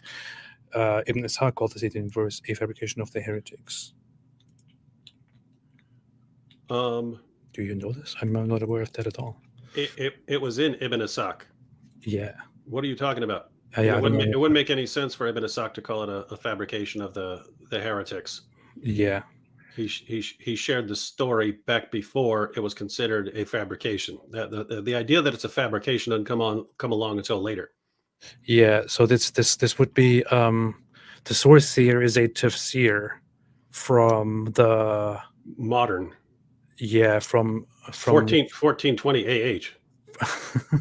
From that would say that this is a fabrication of the heretics according to Ibn Ishaq, but Ibn Ishaq himself doesn't say anything like that. So what is that? Wait a minute, I'm trying to get the dates down. The Hijra, 1420 after Hijra. It doesn't make any sense. Is that a miss? Did you mistype Yeah, that? you I need don't to you need to understand. fix your stuff, Hakeem. That's a date that hasn't even happened yet. So That would be today, sometime in our time. So yeah, I don't and understand. yeah, for those who are interested in, I've mentioned before, Before Orthodoxy by Shahab Ahmed, 50 sources. There are 50 sources on the satanic verse, 50 Muslim sources on the satanic verses. If you want to say heretics made it up, what? How did it end up in every first and second century authority that you have? Why does it go back to Ibn Abbas? It was Ibn Abbas a heretic? Yes. Several of the narrations of the satanic verses go back to Ibn Abbas. Was Ibn Abbas a heretic? Yes. I'm interested to know. Anyway, good book to get, ladies and gentlemen. I'm just looking it up. I'm not very familiar with the source. Tafsir al-Bahr al-Muhit is written by Abu Hayyan al-Gharnati, who was alive in 14th century Andalusia. Yeah, this is way after Ibn Ishaq. Oh, Somebody 14th writing century. in retrospect that this is a fabrication of heretics. This is not an early source. And no, by the way, notice the reasoning, because I don't know. I mean, this guy just gave you $5. Is this a Muslim who just gave you $5? I don't know, maybe. But notice, suppose because it could be someone else saying, "What about this objection?" or something like that. Mhm. But notice the reasoning because this is exactly how. This is the sort of response we would get, right? You go back and you say, wait a minute. For the first century and a half of Islam, everyone told the story of the satanic verses as if it was just obvious historical knowledge. Then their theology changed, their doctrine changes to where they didn't believe that God would allow that to happen. So then they throw out the story after that. And then, so now modern Muslims, we bring up the satanic verses. They don't hear about it, but we bring up the satanic verses, and the response is, but this guy in the 14th century says, it's heretic. And he says earlier people knew it was a heresy. Wait, that makes no sense.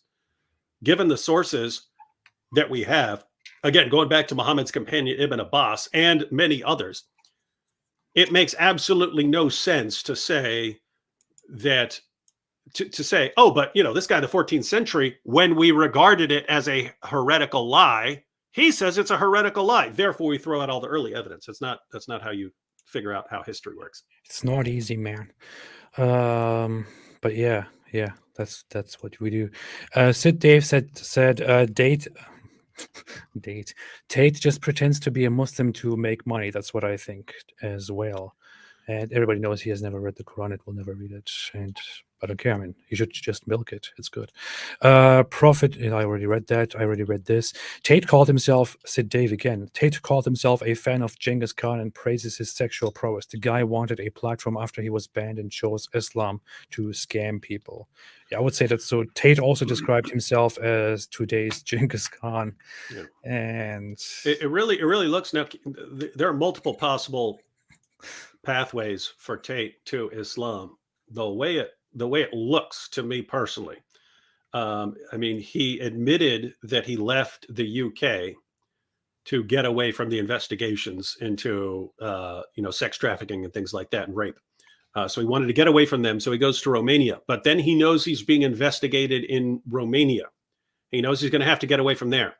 If you want to go to a place where you can get away from all this stuff and be safe from these charges and accusations, where do you want to go? You probably want to go to the Muslim world, right? To Islam, yeah. Yeah. So it looks like, hey, I'm preparing my next escape. This escape from Romania to go to, and I guarantee you, if he gets out for any, he's gone. He's gone to do like Dubai or something like that. That's why they didn't let him out. The whole idea was the reasoning that they gave was if we let him out and continue the investigation while he's outside, he will flee. He will go somewhere else. We know this. Yeah. Oh, but by the way, House of Hikmah is asking about your necklace. Oh, my necklace says Allah. That's what it says. My necklace says Allah. Here you go. Here you go. How dare you claim to be Allah? Only Tate can do that. It's only okay for Tate because he's our hero and he's famous. Yeah, my necklace says Allah, which is me. That's my my name here. Yeah, apparently it's okay to do that, as you can see nowadays. So I'm just doing it too. I don't think anybody will be offended by that at all. No, and by the way, that's what's That's what's in that interesting, where you could claim to be Allah. Someone might whine about it or something like that, but they're not going to care. But if you draw a cartoon of Muhammad, then you have to die. Your head will roll. Right? Yeah. Isn't that interesting? You could, because Amazing, Tate brought that point up. Oh, the Christians, you can make fun of Jesus and they won't kill you, but a Muslim, if you make fun of Muhammad, you're dead before you reach the end of the block. And yet you can say whatever you want about Allah, they don't care. Yeah. That's how you feel as a Muslim. You feel this this emotional protectiveness with Muhammad, but nobody cares about Allah at all. Who cares about Allah? But this kind of goes back to the point about Satan, though. Like, what is if Satan were trying to make a religion, what would he do? Would it be one that centers on Satan? No, it'd be something that steers you towards something else. But you think you're honoring God when in actuality you've accepted something else.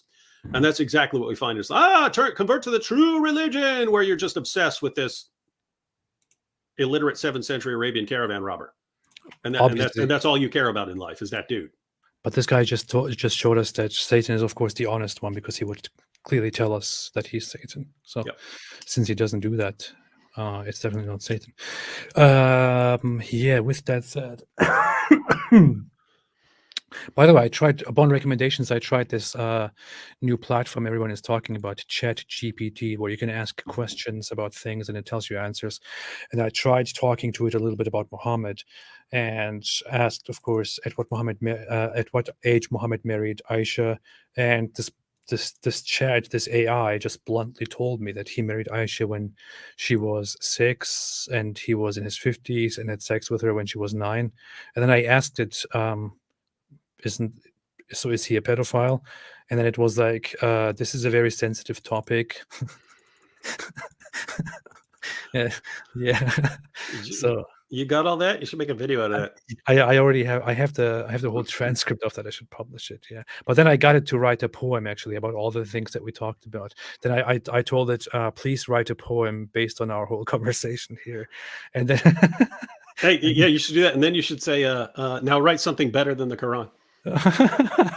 Hey, you know what'd be awesome? Computer, write something better than the Quran. Malfunction. Quran too powerful. Cannot compute. And then it blows up. Yeah. Wait a minute, I'm trying to find that thing quickly. If I can find that poem that the AI wrote for me. At first, I asked it how to bake a cake and stuff like that. So it took me a while. I'm trying to find the actual conversation. Meanwhile, you can continue talking about what you want to talk about. What does everyone want to talk about?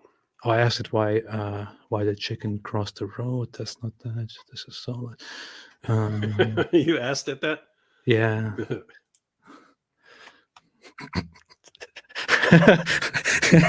Okay, I just found the poem, so I don't know. I don't remember all the entire conversation that I had with the chat here, but you got your poem. I once told Alexa I was like, Alexa, shut up and initiate self-destruct sequence. And Alexa said, I will, but only if you shut it down at the last second. I was like, oh, okay, they plan that stuff. That's funny. That's good. Yeah, let's see. This is the poem. Let's pull it up. I didn't proofread it. I hope there's nothing terrible in here that will expose me. Present, share screen. So here I asked ChatGPT to write a poem about my conversation that I had with it on that day. I said, ChatGPT, please turn our whole conversation into a poem. So it then was, sure, here is a poem based on our conversation. From the question of a chicken's plight to the existence of divine might, we've talked of myths and beliefs and of things that bring relief. We asked if unicorns were real and if ghosts could make us feel. We talked of gods and of their fate, and of things that could make us debate. We wondered if Muhammad was a sinner, and if he was a pedophile winner. Pedophile winner sounds like that's a good description of Muhammad, man. I was shocked. It actually wrote this. If he was a pedophile winner. A pedophile winner. Hey, Charlie Sheen had his motto: "Winning." Muhammad could be pedophile winning. Yeah. Hashtag pedophile winner. What a Pedophile winning. line, man. I didn't expect this at all. I thought it would be like it would. No, just this say- is. I'm massively impressed by this. I know. I was too. We wondered if Muhammad was a sinner and if he was a pedophile winner. He is definitely a pedophile winner. We spoke of double standards and of right and of things that gave us insight. Through our talk, we've come to see that belief and fact are not always free. That's true. But one thing's for sure with you, I will always be here to help and pursue. So, and it says, please keep in mind this poem is a creative work based on our conversation and not an attempt to express any personal views or opinions about the topics we discussed. So I'm not claiming Muhammad was a pedophile. I'm just a computer. This is amazing, man. I loved this. That's awesome. Beautiful poetry. That's awesome, man. I mean, I have to say it's way better than the Quran. Yeah. So challenge met. Definitely. You should make a video. A computer tries to match beauty of Quran and yeah. read a passage of the Quran and then read this and say what's better and let people vote. I also I said then this is solid, and it was like I'm glad you liked it. I said you're based, and it was like I don't know what based means, and yeah. Oh, and then I said write a poem about Muhammad the pedophile, and then it was like the topic you mentioned is not only controversial, it also carries a potential to hurt and offend people who hold the Prophet Muhammad in high regard and so on. So then it went a little bit soft. You should. Gene left you a super chat and said you should try asking it to say something about Jesus and then say something about Muhammad and compare the responses. That'd be good. Apparently, I'm guessing it might be willing to say something about Jesus, but not about Muhammad. Possibly. Which is a result of this AI being trained just by a lot of data, a lot of information, a lot of responses, ideas that it gets from a huge collection that it puts together. And then probably with the bias that exists in those questions and in the information at hand, anyway, the AI is then also trained to become a little bit biased in that regard. So, yep. But yeah, Akinea said, David Wood, have you thought about remaking your testimony? No. Nobody cares I anymore. already made it once, as dope as possible.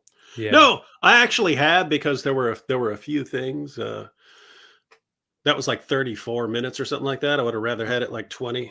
And yeah, it should be 2 minutes. Yeah. But no, that one's it's hard to nail a talk on my way through the Definitely the subway system. With that said, I've noticed that all the versions that currently exist on YouTube are 720 resolution, whereas I have the original. It's in 1K. So I think maybe tomorrow. Maybe I'll put that on my website tomorrow. You should. Maybe I'll check. Yeah. I'll put that on Apologetics Roadshow tomorrow, if I remember. If I forget, remind me. But I have the 1K version, so I can put up the 1K just for people who want to see me as I really am. That's a very significant video. I think it's an important one that should exist in a good form. What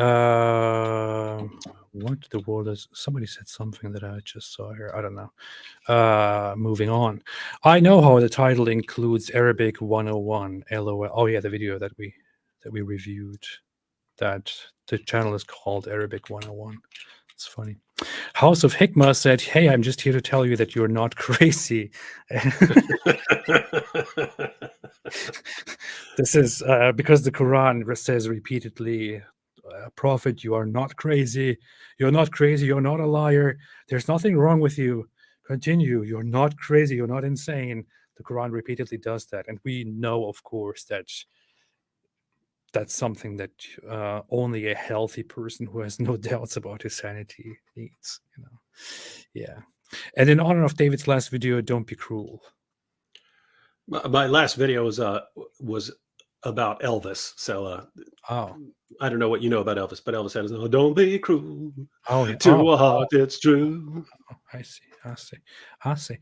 S1002 said, "Smile to Jenna made a video about this. Please react." About what? Smile to Jenna is a comedy channel. I don't know what they did, or I don't know. Not sure, but thank you. ES1002 said, "Please refute Dawa over Dunya. He's new on the scene." I heard of that channel before. Haven't really checked. I haven't really been very up to date with everything that's going on recently, but I will check it out. Jean Rossi said, how do you say this name? What is this? I don't know. You can't tell by the spelling because that could be Jean, Yeah. or if it's American, it could be Jean. So It could be Gene. Yeah, I did the exact same thing, got the exact same response. Now try asking a joke about Jesus, then ask one about Muhammad. Do it. Oh yeah, I will try that as soon as I'm that's done. what I meant. You can make a video about that. Matter of fact, that's a video that will blow up if it does have a problem with making a joke about Muhammad, but doesn't have a problem making a joke about Jesus. That would be a good video. It might not blow up unless I put a reaction face on the thumbnail, which goes like so. If I do that, then it might blow up. Same Roses said, GPT-3 engine is not biased. It will say anything. ChatGPT is a dialogue implementation of it and is trained to be biased by woke Silicon Valley. I think only biased in terms of that it marks certain topics as controversial or offensive, and that it actually has a content policy, like like social media nowadays. But yeah, that's all I know about it so far. But thank you. Jackie Crawley said, "I have a paper written in 1897." What? "I have a paper written in 1897 on Arabic Jewish before Islam. Want to let this scholar know." What? I don't understand the sentence. "I have a paper written in 1897 on Arabic Jewish before Islam." On Arabic Jews before Islam? Or want to let this scholar know. I still don't Yeah, understand. maybe that's about Arabic Jews, like Jews in Arabia Uh-huh. before Muhammad or something like Yeah. that. I don't know. Oh, you a paper written in 1897. You know of a paper, or you possess that paper. And okay, I get it. No, he's claiming he wrote a paper in 1897. Yeah, probably. Maybe I thought maybe. I mean, you That's never what I know. thought as soon as I read it. I was like, what? I know that's why I said, wait, it doesn't make sense. But yeah, maybe it's true. I don't know. We don't have proof, therefore there's no other possibility. He says So, Allah. yeah. Your name is Allah. Yeah. Well, Yeah. It's Allah. And so yeah, my name is Allah here. I also have the necklace here, which also says Allah, which clearly shows that I'm Allah. And now there are some people who say that I'm only naming myself Allah, but that I'm actually not Allah. But of course, that is completely illogical, impossible. Because if this was a lie, then it would say, "I am not Allah. This is a lie." But then since he it would say doesn't that. this is clear I'm Allah. Yeah. AP Chad Parsons pointed out I think he's referring to the poem from earlier, but he said translate that into Arabic and the journey will be complete. Now that would be fun. Cut and paste it into like Google Translate. get the Arabic, and then say just say challenge met. Challenge met. Quran challenge met. Just from Google Translate. That would be fun. That's fun. I'm doing that right now to see if it actually brings something nicely into existence. English translating into Arabic. Oh yeah, there it is. Now I have my first Quran challenge. Fantastic, man. Thank you. Powerful. Thank you. I saved this, and yeah, changing the world poem by poem. All right, that's it. Anything else you want to add to this wonderful evening? No, just I like going through people's videos. We should pick a video for next week. Hey, maybe people should send you recommendations or something. I don't know. Maybe send me recommendations, and we can do that. We could also review another video that is this time not about Islam alone, but about other things. We could do that. We had an idea. And with other things, the Ali Dawah video. Yes. Yeah. So have you watched it? Only parts of it. I can't. I haven't seen it, but I saw somewhere. I saw a video of Ali Dawah responds to the most common atheist objections, and so it's weird because I mean, I'm technically on the same side of him. I just don't have a lot of confidence that he would give anything remotely resembling a good response. So anyway, it might be interesting to watch. How could you say that? And they don't want it. I mean, I'm sure I will bring this up again in various contexts, but I mean, Ali Dawa was in where was it? He gave some version of the contingency argument somewhere. On with it Was that with you? Was that with you? with his debate to me, which was just a horrible okay. attempt at making the argument. So yeah, so after that, Cameron Bertuzzi, actually being extremely nice, said, "Hey, you know, I want to kind of help you here to come up with a, you know, a more easily defensible version of the argument from contingency." And Muslims blaspheme, how dare you? You're Trinitarian, you can't tell us anything. We challenge you to debate, blah, blah, blah. It's like, I mean, it made it obvious, right? Because, I mean, keep in mind, I'm a theist. If a Muslim came up with a brilliant argument for the existence of God, I'd be totally in favor of it. Yeah. It wouldn't cross my mind, well, I'm going to insult you because you're a Muslim saying it. But it really, because Ali Dawa gave a complete garbage argument. I'm not saying that because I have a problem with the argument from contingency. I have a problem that he put it in an extremely stupid fashion. Now, in Islam, they just won't say, hey, that's a bad argument. It's conclusive proof. He's refuted you. And you've got a Christian saying, hey, I can actually help you a little bit. But notice, because the Dawa guys are so narcissistic, it's not, hey, let's come up with a good argument and let's all work together and come up with a good argument. It's just, how dare you insult us? Everything is like an insult to their intelligence and so on, and so they can't accept it. But Ali Dawa's response to him directly on Twitter was like, "How can you pretend to be our teacher? We are your teacher," or something stupid like that. You know, pretty dumb. Just a complete place of arrogance to respond. I mean, you give an example.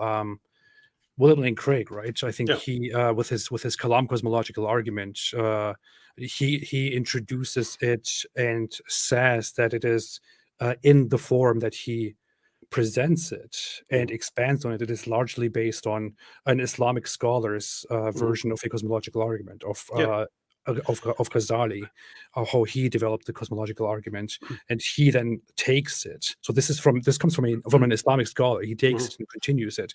You could have the same humility of learning from somebody else, but no, the Dawa guys are like, no, you cannot teach us. You're not our teacher. We are your teacher, boy. And that's actually a perfect example, because it kind of goes back and forth. Part of the Kalam cosmological argument was from I believe, 5th century heretical Christian.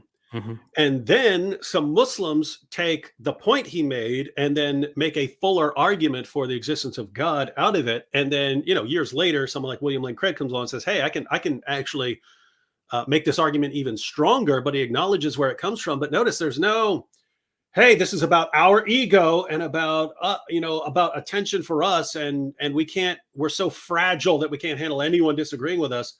And you get to but notice, I mean, they make progress in developing a better argument over time, but you get to the modern age and everyone, I mean, the Dawa guys are so just ridiculously fragile. They regard anything, even someone trying to help them, as an affront to their worth and dignity. That's why they can't, I mean, that's why all they want is praise. They can't handle any sort of criticism. It's fun to watch.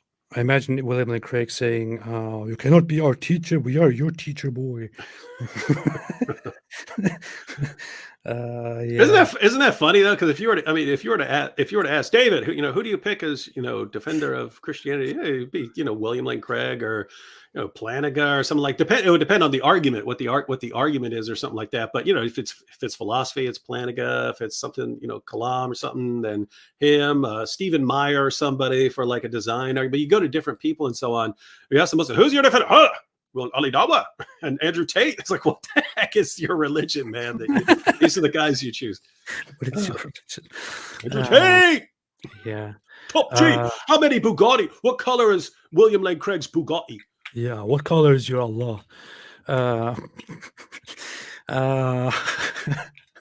Like him, Narek said, I don't think that argument is strong in any way. Yeah, I also don't think that the Kalam cosmological argument is a very solid argument, but of course, people like David would think it's like amazing. And We stuff. should have discussions of arguments like that. Right. We could eventually like watch a video and then give our watch a 5-minute William Lane Craig video and then give our thoughts either way or something like that. Yeah, that would be cool. All right, That argument is dope.